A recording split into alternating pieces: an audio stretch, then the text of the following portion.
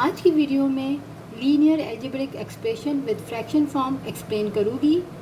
वो स्टूडेंट्स जिनको LCM find करने में प्रॉब्लम है वो इस वीडियो से सॉल्व हो जाएगी।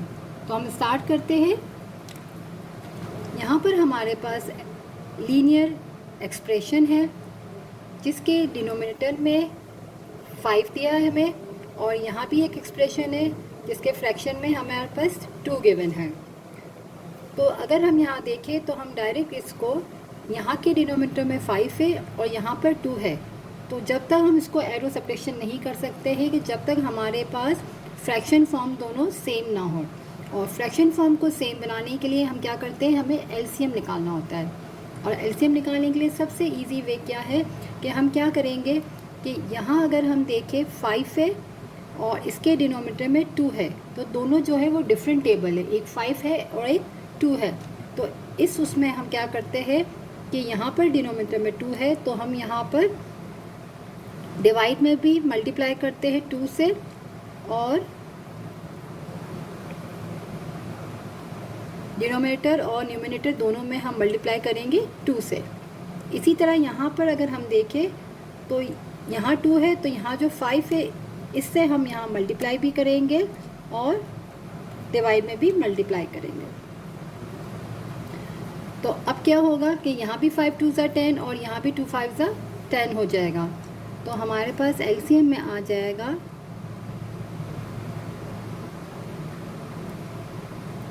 10।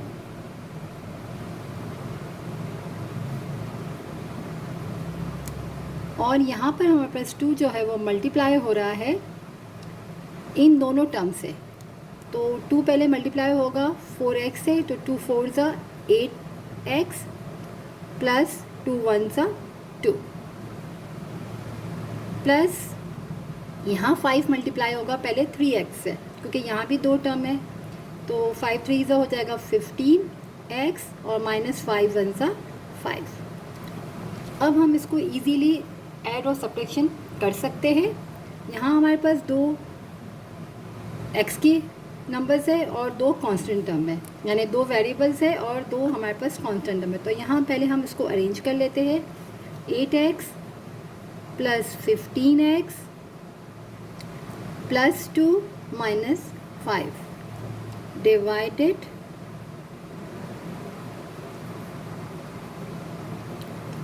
10।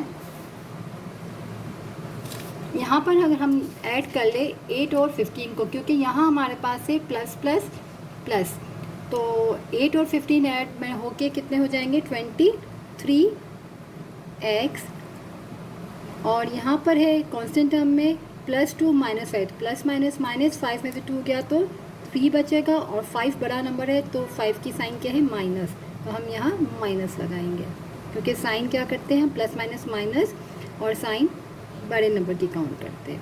आंसर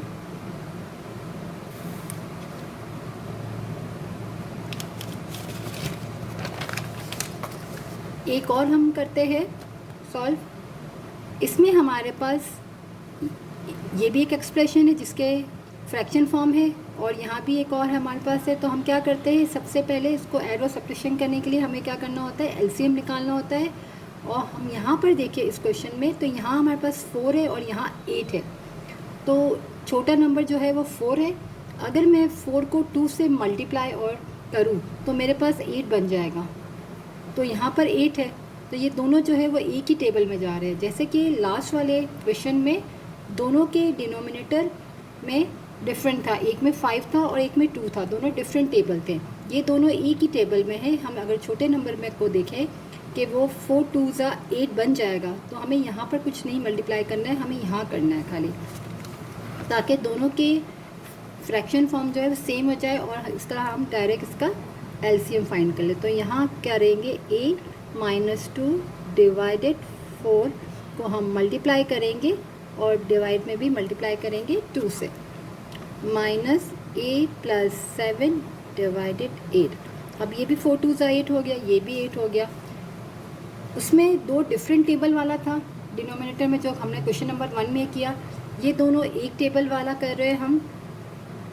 अगर ये 2-3 हम स्टेप्स याद रख ले तो इजीली हम सॉल्व कर सकते हैं।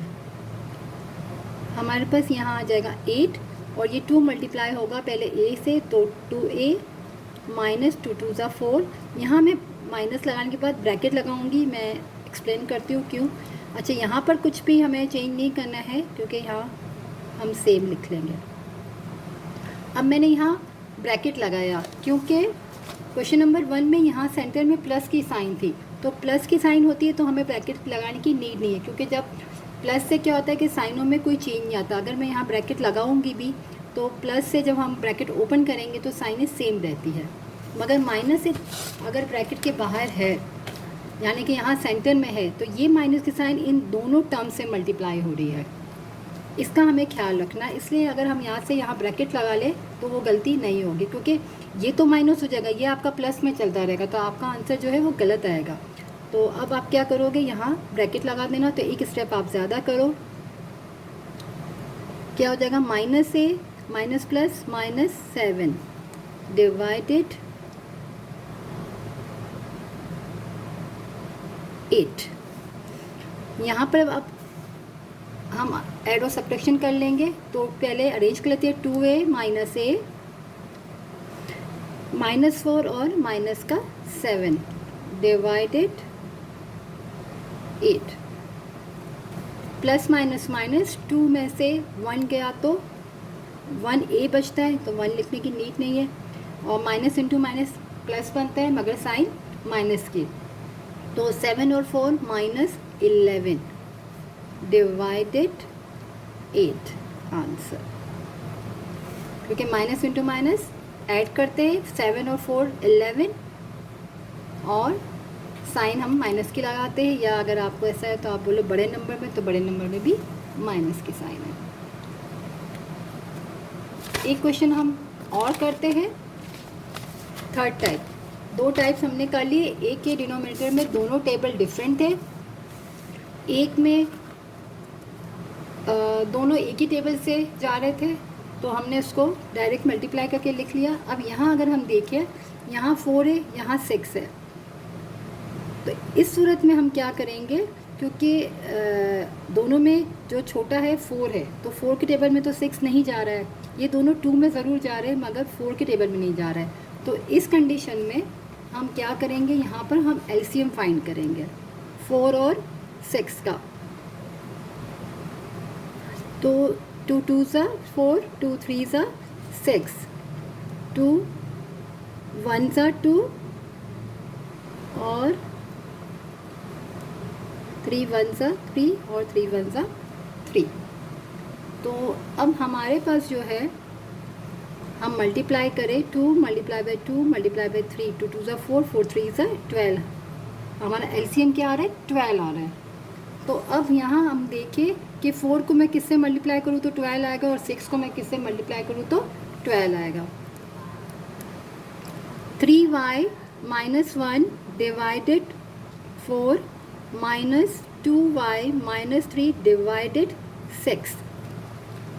अब हमें एलसीएम जो हमारा 12 आया है, तो हम डिनोमिनेटर में देखें, यहाँ पर 4 है, तो 4 को मैं अगर 3 से यहाँ मल्टीप्लाई करूँ और फिर यहाँ भी हमें करना होगा, और यहाँ अगर मैं देखूँ तो 6 है तो मल्टीप्लाई बाई 2, तो मल्टीप्लाई बाई 2।